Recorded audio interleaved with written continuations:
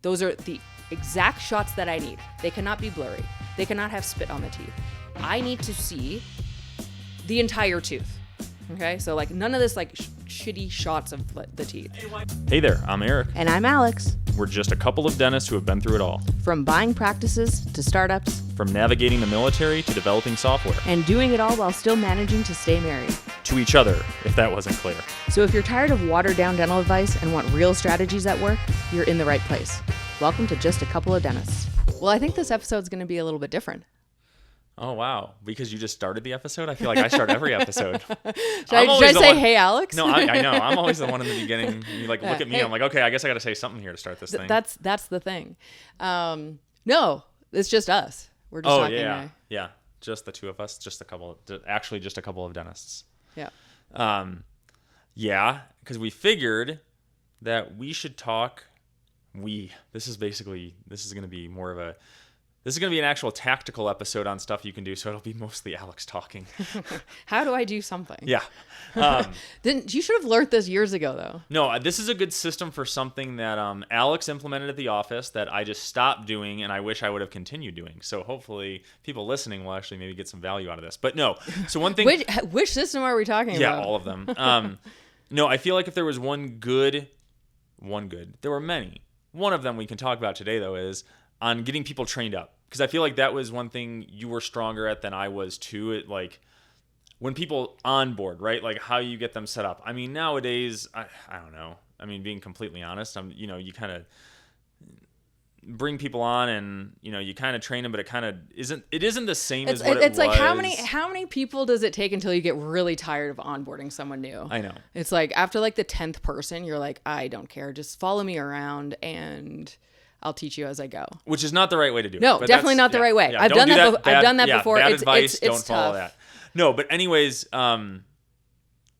what we should talk about, though, is how you were able to, like, pretty much like the exact system you did to get our teams trained up well so they knew what they needed to do, they had clear expectations, and they were, regardless if they were brand new assistants coming out of school or they'd been around for 20 years, like they knew your systems within 3 months and they knew what needed to be done. So do you want to... I'll tell it. Oh yeah, it's my 3-3-3 system. It's the playbook for training, and I did not come up with the 3-3-3 method. I don't know who actually. I mean, came you can up just with say it. you did. I feel like everyone in dental just takes credit for everything. I'm not smart enough to like take credit for it. Come up with 3 numbers. 3-3-3. I would have screwed that up somehow. But no, 3-3-3 training comes from what someone needs to know after 3 days, 3 weeks, and 3 months. Yeah. So you kind of take all the things that you need to know for an assistant, for a front office, for whoever, hygienist, and you break it down into, okay, these are the important things after 3 days. This is what you need to know. And then you're going to talk to me or whoever, like HR or whoever does your hiring. And for me, it was always me. So you'd talk to me after 3 days and I would literally check off the things and ask you questions on, did you do this, this, and this? After 3 weeks, it's the same thing. Now it gets a little bit more involved, what you need to know. Specifics on, how the office works and stuff like that. And then after 3 months, you need to be able to do certain things on your own, like without guidance or anything like that. And I sign off on it. And that's the system that really worked for our office. Yeah. I mean, it did because you trained a lot of the people that I ended up working with and they were pretty good. Yeah. So I know it worked. If I was training them, it would have been different. So let's just go into it, right? So let's knock out some of the stuff that in the first 3 days that were important. A lot of these stuff are like, there's basic stuff on there like make sure you show them where they need to park, like the hours of the office. That kind of crap is easy. It doesn't really. It is, but you know how many times people forget to like just talk about to park. Well, no, like where to park. These are patient parking. You need to park over here or whatever. Yeah, don't park there. I mean, you still need to go over it. I guess my point is to like dive into a little bit more of like some of the systems that you had within those that I feel like are what made the offices that we had, grow at a good rate and get going pretty quickly. Mm-hmm. One of those was teaching, and we're going to talk about assistants first here, and it was teaching them how the schedule works. So everyone has different ways they schedule, right? You can talk to 10 different consultants and get 11 different answers on how to schedule the best way, right? There's probably 10 different ways to do it and they all work well. But the one that we went on was based on the concept of provider time scheduling. Yeah. Yeah. That's a big way. That's the only way that you could schedule at my office. So. Oh yeah. You were strict on this one. Yeah. So provider time scheduling is pretty much knowing how long each procedure and each appointment would take, and then setting up how that appointment gets on the books. So if you had an appointment that was an hour long, well, is that an hour of provider time? Is that an hour of assistant time? You have to go into the weeds a little bit and know, okay, this is 10 minutes of assistant time at the beginning because the assistant needs to bring the patient back, take blood pressure, whatever. 40 minutes of provider time, let's say. So either the hygienist or the doctor. And then 10 minutes at the end of walking the patient up. So that's the assistant again and turning over the room. So let's just say that one for an example. So that gets on the schedule in a specific way. If you have an 8 o'clock appointment, a 9 o'clock appointment, or a 10 o'clock appointment available. A lot of o'clocks there. Oh. Yeah. You can't just like say, oh, I have the 9 o'clock available and give it to them. That breaks the schedule. It screws up the efficiency and it doesn't make for a good day. Well, so you're kind of playing Tetris, right? A little bit. So if you can visualize this, right? You've got multiple columns, right? Like let's say you're a dentist and you're working out of 2 columns, right? We'll keep it pretty simple. What you were saying is you kind of got provider time and assistant time. Well, you're scheduling it to make provider time kind of always line up. So like the ultimate goal is that if you start at 8 o'clock in the morning, the dentist is going in after the assistant starts with that first patient. Let's say they're going in and they're prepping a crown on that first patient. And that takes 40 minutes, like you said. So they spend 40 minutes. So now it's 8:50 because they came in from 8:10 to 8:50. Well, now in your other column, you've stacked another patient. So then at 8:50, you're ready to go into Op 2. And then you walk straight into Op 2. You start doing crown prep number 2. You're having a really productive day today, right? Then you're just moving back and forth. And the ultimate goal is having it to where there aren't any gaps anywhere, right? With provider time. Correct. It's all about the provider. So the way that it's scheduled gives you the most productivity for the day, the most efficiency. It allows you to work at your own pace throughout the day, so you're not ever rushed and you're not ever just twiddling your thumbs going like, I don't have a patient, or this is like, oh yeah, when you have an efficient day like that, like, man, those days go by fast. And then go by fast and they're productive. Like, and you're like, holy crap, I did like, $8,000 in production this day. Holy crap, that was awesome, right? So like when done right, it is really good. So go over. I'll let you're the rule person. I'm not the rule. I'm not the rule follower or the rule maker. No. But no, there are rules. The rules. So provider time scheduling, there's a couple of rules. So one, you schedule from the top and then work your way down. So in that example, 8 o'clock, that is the only time available if it's open. You can't offer that 9 o'clock. You can't offer that 10 o'clock appointment because it blocks the day. If you put in that appointment at 9 o'clock, now you have to somehow hopefully have a miracle of like, oh, this patient needs this time at 8 o'clock or at 10. And it like perfectly lines up, and it right? perfectly lines up. No, exactly. So you can only start it at the beginning of the day and work your way down. The same is after lunch. We call that like the beginning of the afternoon. Okay. And you work your way down. Okay, so that's rule 1. The other way is the bottom up. You can also work from the bottom of the day and work up. So if you have that 4 o'clock so say you're open till 4. Yeah. Right. Well, you're open till 5. So you have that 4 o'clock slot open for that hour. You can put them there. Okay. So you end at 5. And then the next one is, let's just say all appointments in dental are an hour long. So from 3 until 4, now you put that one on top of it and you work your way up and you kind of meet in the middle. So you're starting from the top, you're working down, you're starting from the bottom of the day or the bottom of the morning before lunch, and you're working your way up. In the middle, it's sometimes there's great days where they do line up and meet. That's great. Sometimes they don't, but guess what? Now I have a little bit of a break, a 20-minute break, a 30-minute break where I can't fit anything in, but I can actually, as the provider or the dentist or whoever, I can get something else done. Yeah, it's nice because and then it kind of creates like, if you're going to create that little break, at least it does it like at like hopefully a midpoint. So like, yeah, and you get like a chunk. Like I'd Yeah. rather work on something for 30 minutes instead of like 4 minutes here, 7 minutes here, and then it's like I can't like get anything done. So those are the rules. Top down, bottom up. Do not put anything in the middle of my day. Yep. That is a big rule breaker. You will not last very long if you break that rule. But and then so you had to train people how to do this, right? Because that system, a lot of people will do like blocks in their schedule, and they'll say like, and that's probably easier to train someone on because you can just say, hey, 8 to 9:30 in the morning is crown time. Yep. So people just come in for crowns. Sure. Fillings are from 10 to 11, whatever that is. Sure. So like that's an easier way to do it. And that way works for some offices. And Yeah. that's how, some dentists like to work that way. And it's based more on like production. And it's like, I at least want to get like 2 crowns a day, like 1 in the morning, 1 in the afternoon. And those only get filled with crowns or implants or whatever it is. You base it around that. And then you kind of like shove everything else around the day. That works. Sure. That just didn't work for me. So how did you train the assistants in 3 days to know at least how the schedule works? They didn't have to be masters yet. No. So the 3 days is really just getting your feet wet on like, this is how you need to do, this is like, you could recognize some of these things, right? Okay. So, I mean, it's a lot of visuals and a lot of hands-on of like, I put this appointment, like just literally I was on Open Dental making fake appointments going like, all right, I need to make an appointment at this time. Tell me what's available. Yeah. And it's a lot of like, it's a lot of trial role and play, error. right? Yeah. And role playing. And honestly, it was a hard concept for a lot of assistants to be like, I'm just going to put it there. And it's like, no, that does not work because that breaks rule 1 and 2. So yeah, it was a lot of role playing, and then you finally catch it. And then that's really the only way that you can schedule afterwards. Yeah.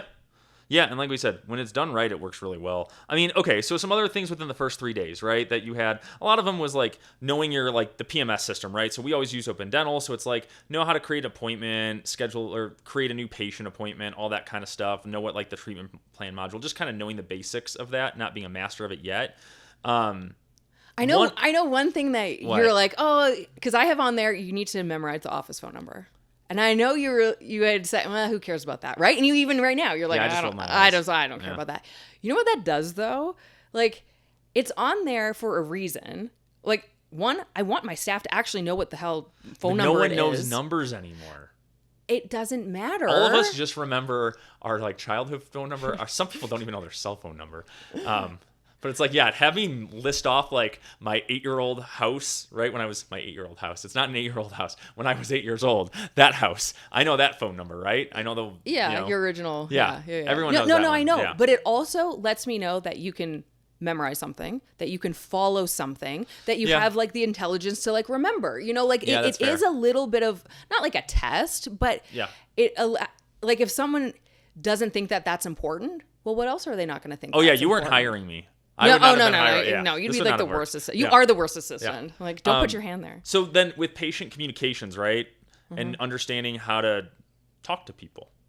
One of them, this one's one of my favorites. I like this one. The concept of handoffs, right? Because I think I've talked about it before that I always like when I go to like, you go to some place that has just really good customer service, whether it's like a really nice high-end steakhouse or you're going to Disney World, any place like that, and you're like, man, they just all like, they're like all on the same wavelength, right? Like their brains are all functioning together somehow. And you did a good job. And even this is one that I still do a lot at the office is handing off patients to the next person, right? So, the example is I tell a patient, hey, you've got a fracture on tooth number 14, you're going to need a crown. I just don't say, all right, well, Sarah up at the front is going to go over that with you. We'll say that, but then the next level of that is introducing the patient to Sarah and telling Sarah what needs to be done in front of the patient. So everyone is aware of what is going on, and it makes the patient feel really good, like you have your shit together. So, communicating handoffs. Handoffs are so important. They are... like you said, how everyone gets on the same wavelength, how we all kind of read each other. And the only way to do it is practicing. That is the only way to actually get that done. And it starts from the top. It starts from the leader. You know how many scripts I have written of how I want something said? Now, the assistant or the treatment coordinator or whoever doesn't have to follow that script exactly. Like they don't have to just, sound robotic or anything like that. That's not what I'm talking about with scripts. But I wrote out the flow of like, this is probably what I'm going to say. This is what I need you to say right after. And it's literally role playing. Yeah. I mean, that's all it is. It's having a script. So writing it out beforehand and then just spending the time to do it. Okay, so a few other things that were on the 3-day one, right? I mean, this is Alex, so if we showed you this checklist, we're going over a few things. It's a little more robust. There's a lot. Alex likes a lot. Alex likes a lot. It's not. Sorry, a lot makes it sound like it's bad. It's comprehensive, which is good. But do you think like? Oh no, you can lay into me. No, yeah, no, go. No. It's like, do you really want that person coming in on day one and not knowing what the hell to do? Oh yeah, I'm not arguing. There's a lot to do. It's like the tour of the office, and this is just back office. Yeah. Like a front office, like there's a whole different. There's a little bit of overlap between like what they need to know because for the assistant, I need them to know how to answer the phone. Yeah. Like that's one thing. After 3 days, you should be comfortable answering the phone, knowing what my office is called. Yeah. So like people would screw up and be like, something dental, and I'm like, that's not my office name. Like something, it was, yeah. it's sorry, you have to treat. Like, what if a Chick-fil-A person was like, "Hey, welcome to McDonald's"? Well, no, I'm sorry. Like, you need to know where you work. So our problem was where we were located, or where we are located in Littleton, Colorado. The name of the office is Columbine Creek Dentistry, right? But there's an office a mile down the road, and they're Columbine Dental. Mm-hmm.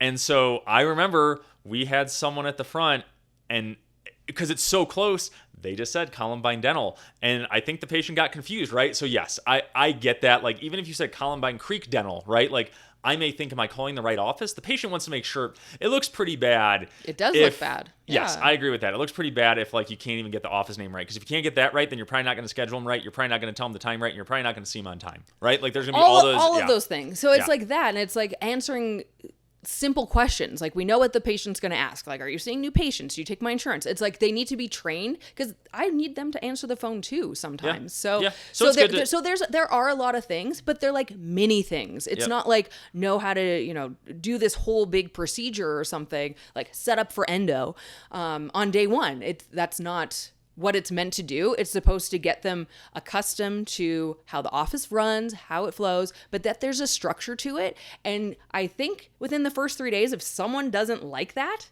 well, then they're going to leave. And I'm not going to waste time going through a full-on training with them if they're like, oh, if this is how it's going to be, this is not cut up. I mean, again, that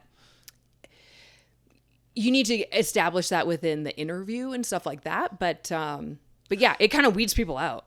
Yeah, but remember, the other point, too, is it's not like you're throwing these people into the wolves like the very first day. Like, you're not giving them, like, 20 patients to see and learning all this. Like, you're letting them in this training period. Like, those first 3 days, they have the opportunity to learn how to do this. If it's more shadowing in the beginning, that kind of stuff, so they understand it. So it's not just like, hey, you're here Monday. Can you see, like, all these patients, right? Of course they're going to be overwhelmed. So we're still saying we're giving them an opportunity to be able to learn. This one is probably one of the most important things you needed them to learn. Oh, Drum I'm roll. pausing. Right? I don't know Drum what roll? this is. I know. If you like our podcast, check out Alex's newsletter, Just 2 Minutes. It's full of great advice, which makes sense considering it's her thoughts and not me sidetracking her every 2 seconds. You can subscribe at coupleofdentists.com. The link is in the show notes. Now, back to the pod. You know what it is. No, you I know don't it is. know. You don't know what I'm going to say, but No. you know what it is. You don't know beforehand what I'm about to say, but you used to do this all the time. It was being able to operate the intraoral camera well to the standards that you wanted in order to get patients to say yes to treatment. So talk about... Yeah, I got a lot of rules. I got a lot of rules with this. These were good, though. I feel like literally one of like... I don't know. Everyone always looks back and they're like, what are the things you loved the most in your office? And a lot of times it's like little simple crap, right? Like for me, I love the sectional matrix stuff. Maybe I do too many fillings, but I always liked using those, whatever, if you're using Paladin, Garrison, whatever those were always like easy. Like I feel like I get a ton of value out of those. The thing I feel like you got a ton of value out of was getting a quality, not expensive intraoral camera and using the hell out of it. Yeah, that system. I mean, we could talk on a whole other episode. That could be a whole other episode, but just let's give a high level on what you want of the assistant. Yeah. So pretty much there are specific shots of the teeth that I need you to get, and it is the same for every patient. So you start on the upper right. You take the 1 molar, you take number 2, you take number 3, you take 4 and 5 together, then you take from 6 to 11, then onto the other side. So then the other premolars, molar. Then you go down to the bottom and you do pretty much the same thing. Those are the exact shots that I need. They cannot be blurry. They cannot have spit on the teeth. I need to see the entire tooth. Okay, so like none of this like shitty shots of the teeth. And why do you need that? You don't need that. You need it partially for you, but you need it for the patient. The patient needs to see it. Patient needs to see what they're looking at. And if it's like a crappy photo, it's like shit all over the place. And it's like, well, what value does this like give you? And the great thing about digital cameras is that you can like retake it a bunch of times. If you can't get that shot, like take it 5 times. Oh, it's not a Polaroid. You don't have to flap that shit for 30 seconds it's just to like, see. It get the shot. And the system is you put those. The assistant is putting that on the screen and walking through the patient's mouth with them. So they're doing like a discovery with the patient. And what's great about that is that the assistant is at that kind of level of like, they're not like the scary doctor coming in. They're just like, hey, I want to talk to you about your teeth. Let me see what's going on there. And they're very casually talking tooth by tooth of what's going on. Now, I'm not saying like, oh, there's a cusp here and there looks like nothing is technical. And if there's nothing on the tooth, you're going by it really fast. 1 second. Oh, that's the top tooth. Looks really good to me. Next one, Yeah, this whole thing shouldn't take more than like 90 seconds to 2 minutes to do. It's a few minutes. Yeah, it's a few minutes when you start at the top and you're just going through. And I need the assistant, to identify cracks in amalgams, like leaking composite fillings like around the edges and stuff like that. I want to see decay, like holes in the teeth, basic stuff that you can tell your assistant, look at this. You know what this looks like. This doesn't look right. Looking back, we probably should have just had part of this training. I got a new thing for the 333 here. Oh, no. It should have been, you need to watch some like, I don't know, CSI episodes. I need you to be like a crime scene investigator, and you need to have that mentality when you're in the mouth with the patient, right? Because I have loved it. One of my favorite things is when we take, the standard set of intraoral photos, but then my assistant is like, you know what? I saw something on like the buckle of 31, and so I took an extra picture of that. And I'm like, thank you. Yeah. Well, that's part of the training. Like, take some ownership into that. Yeah. Okay, so that was part of the training too. It's like if you're looking, and you get better at this as you go. At the first, you're just taking like one shot of each, like, tooth, and you're like, okay, that's it. But as you get going, you're looking on the buckles. You're looking for like abfraction or abrasion lesions and stuff. You're looking for that buccal pit that I love to do. Yeah, exactly. So I never told them, don't take more pictures. I've always said, if you see something, take a picture of it. If it doesn't show anything, that's fine. I'll delete it. It's not a big deal. But I'd rather have more of problems than like, oh, you didn't show me anything that's going on. So back to the assistant talking to the patient, they're going through their mouth, bringing up stuff and just igniting that concern. Like, there's a crack on this tooth. I wanted the doctor to take a look. We might be thinking it might need a crown. Like, there's a hole on this. That doesn't look right. I wonder if that's a cavity. So they're just planting these seeds of what's going on. And then when I come in, hi, nice to meet you, patient, make my little three things that, we are connected to. Or however that is. And then the assistant is walking me through their mouth. They're going, this is what I'm seeing, doc. So it's like the patient's not even there. And they're going through and they're like, hey, I saw this on here. And I'm having I'm kind of like avoiding the patient at this point and just talking to the assistant and going like, oh yeah, that really does need a crown.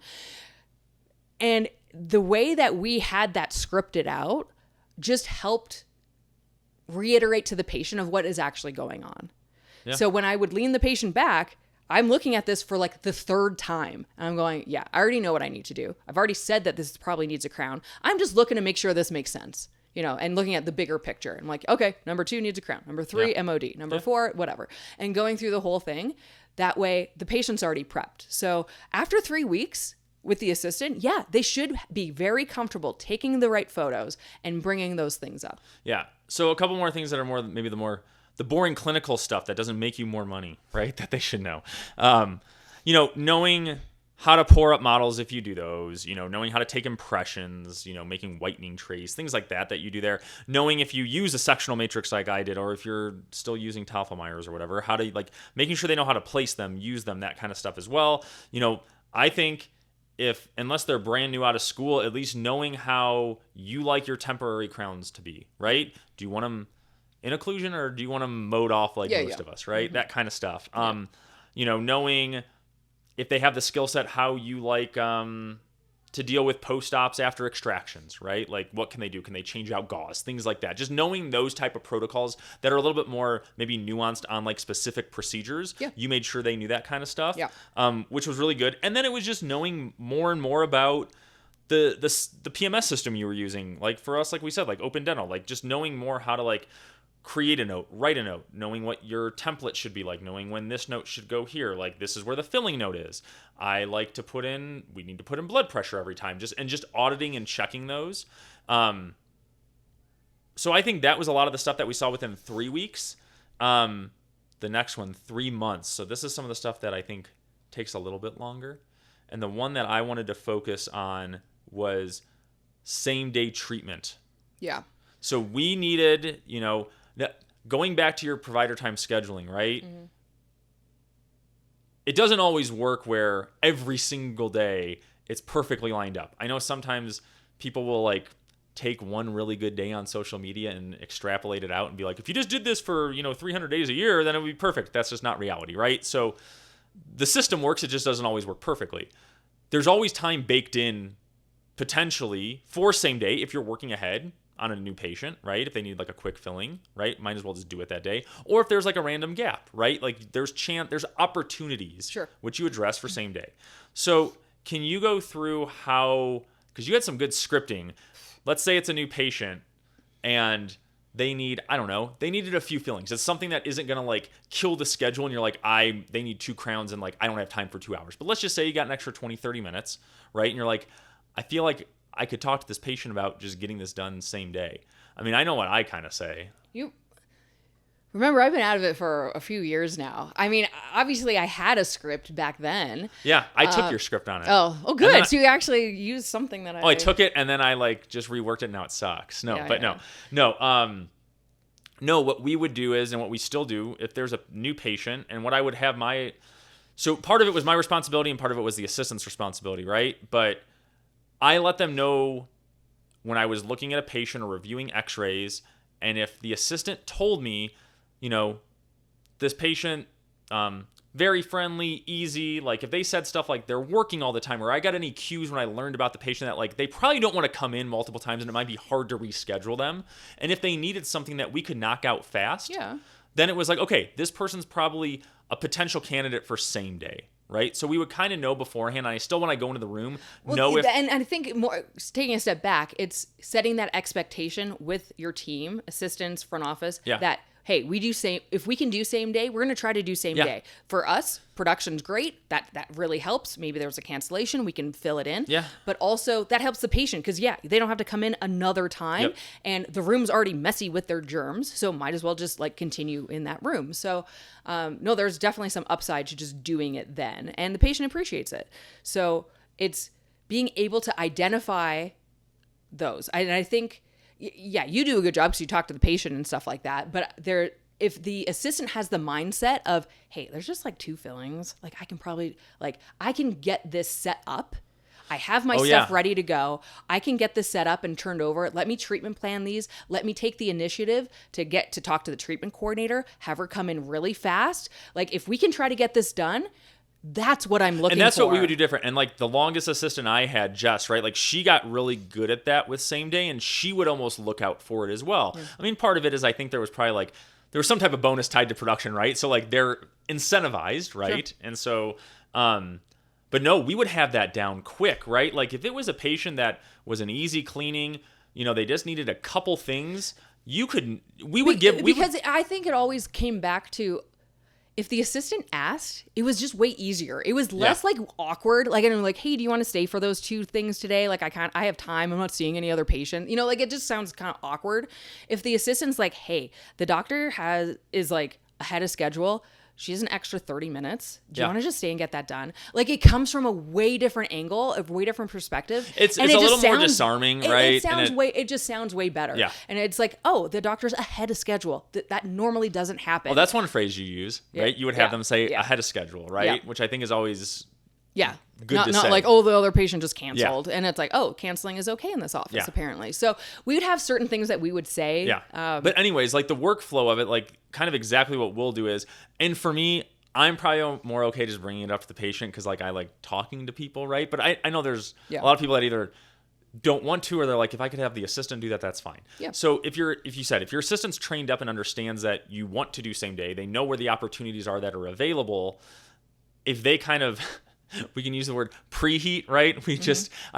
There was some post in Facebook that someone had used the word preheat, and then there was a little bit of funny back and forth on like who uses that phrase. I was like, I remember using the word preheating the patient, right? Having a hygienist or assistant do that. Yeah. But if they did that preheating, right, then all I had to do was confirm it and be like, yeah, we should have time for that today. The assistant then, like you said, we're not bringing the patient out of the room. If we're doing anything same day, the second they leave that room, then they're kind of mentally already on their way out. So it was really easy with like iPads that you have, and if you use a software like Flex or anything like we use, the assistant is literally just telling the treatment coordinator or whoever presents, go in there, go talk to him. You can interrupt Dr. Appleseed when he's, cleaning the patient or doing whatever. Let's at least just get this scheduled up, because then they can set up the room while you're finishing some stuff, and you can just work that efficiently. You don't know how many times I can do in 90 minutes a new patient appointment and like 2 or 3 fillings, and we're still ahead of schedule. Yeah. Right? Yeah. And so that's what I think was important to make sure they knew that. We all know Eric wants more friends. If you're enjoying this episode, share the podcast and then tell them to DM Eric so he can hit his quota of 1 new friend per day. Now back to the episode. So one thing I do want to bring up with the 333 is I like the structure of this because this could be tied to their pay. So one thing I hated, and I know you hated this too, was that like after 1 year that the assistant or front office, whoever was there, they're knocking on your door going, hey, I've been here for a year. What's the next thing I'm going to say? Yeah. Oh, I'm due for a raise. Yeah. Everyone, for some reason, it's like 360. New year, new raise. Yeah. It's not new year, new you. It's new year, new raise. Yeah. New money coming out of my wallet. So it's like kind of annoying. Yeah. And so if you set it to having these skills done, it takes that off. And it's like, this is what you need to do. I don't care if you're coming in as a newbie or you're experienced. Okay, you go through 3 days. You go through 3 weeks. At the end of 3 months, if you do these things, you're at this pay grade. Like you can absolutely, I'll start you at like, I don't know, $25 an hour or whatever it is. At the end, if you can do all of these things, now you're at 27. But now it's tied to that skill. It's not tied to time. Well, kind of tied to time because it's like a 3-month thing. But if they finish that early, yes, I will give you more money. If you finish this in 2 months and you show me that you can do these skills and you follow the scripts and you make my life easier and you make more money for the office, of course I'm going to give you more money. But come to me with the skill first. I've been doing this. Yeah. Not, hey, yeah, I've been working here for a year. Now I need a raise. And I'm like, well, can you do these new things now? These more tasks? It's always that awkward conversation. So, in theory, I agree with that. And I think a lot of us did that. And I do think, okay, I'm pausing because I'm trying to think of what to say. No, in theory it works, and I think it works well most of the time. I think what, for most of us owners, threw a wrench into that traditional way of maybe paying people is that inflation and wages went way up for starting salaries. So now you have your EDA, and you have your other really good assistant who have been with you for 3 years. The EDA's getting paid $25 an hour, and the other assistant's getting $22 an hour. Now I need a third assistant because I'm growing. I put an ad out. Everyone wants a minimum of $26 an hour. And I'm like, oh, well, shit. Yeah. What do? I can't hire it. Like, no one's going to take less. I can try to do this skills-based thing, but the market's just gone up so much. So then you run into a situation where you're like, now I have to like freaking, it happened to us. Like we had a new grad come in and she started off very high compared to what she probably should have. But we couldn't find anyone else. And so then guess what happens? Even when I tell people, don't tell anyone else what you're getting paid. Oh, they all tell. Everyone talks. It doesn't matter. They're going to talk. Yep. And then the other assistants get pissed. You can't have pay at different rates. Yeah. It's so the hard. problem is, I think in a market where there's kind of an equal amount of like supply and demand, like how it's traditionally been, that system works well. I think the challenge now is, and it may be the challenge in forever going forward, is like there was that like post-COVID jump with not only jobs, but jobs that aren't remote. And so then you're almost like, do I have to then bump everyone up? So now me hiring this one person makes me bump everyone up. And it is a challenge. Well, it's a bad situation regardless, though. Like, I don't know. I don't know how you solve that. Oh, yeah. I don't know. Please, someone solve that for us. Let me know. I will pay you. You can be my consultant if you can figure that one out. But no, other than that, I think going back to the concept of the training thing, I think this just helps people understand what needs to be done. And I mean, I don't know. We can throw this 333 thing up in like the show notes, or in like we can link it out, or you can. I mean, you have them on your Milo stuff, right? Like yeah. This is available to anyone. That's fine. I don't mind sharing any of this stuff, and you can tweak it. Move things around. That's totally fine.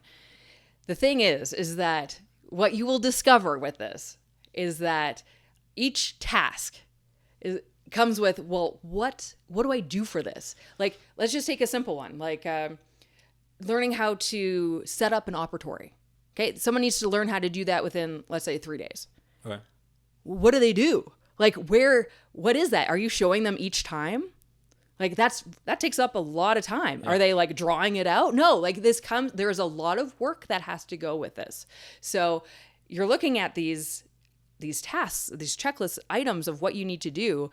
And there is a whole host of like an SOP that's like underneath this thing of like, oh, I probably should be taking these pictures of like what the operatory needs to look like for each procedure and stuff like that. And I don't want someone to get like really overwhelmed with this, because there's like, I don't know, 80 tasks on here of like what needs to be done. And yeah, it does take a lot of work to like get all of this, to train someone. I mean, like I said, like Chick-fil-A doesn't just train someone overnight and like, I just follow this other person and you'll get it. It's like, no, there is a playbook, a training manual of what they need to learn. And I think if you just take one thing at a time, and you all you have to do it is one time, like just, you can even do it while you're training the first person. It's like, we're going to freaking learn this together, and document what you are doing so that you can train them. That way, the next person you train, you already have it done. So yeah, it's a lot of work, but if you're the owner, like you should be used to that by now. And that's kind of the payoff for it. It's like, you have to be able to put this together for your own office, because every office is going to be different. So that's your takeaway. That it's a lot of work, but it will pay off, because then for like the 30th person that you hire as you're building your office and stuff, it's literally remember all of this stuff, and you can, kind of have them train themselves a little bit. Yeah. And eventually you can just delegate it to everyone else. Yeah. And then you do delegate, but the foundation is there. Yeah. So yeah. And it really only works, like you said, if you're the one that does it. I think, this list that we have, which obviously we can share with anyone on what we did, happy to do that. Like it'll work okay to pour if you just like took this and just tried to copy and paste it and do it for yourself. Like, you do have to put in that work and, like Alex said, tweak it to be your own. Otherwise it just won't get done. Yeah. And that's how you train people. That's how Alex trains people, not me. Yeah. Mine is, hey, how you doing? What's your favorite kind of coffee? That's it. Start working. I'm not the trainer. You're better at it. All right. That's all we got on this one. Yep.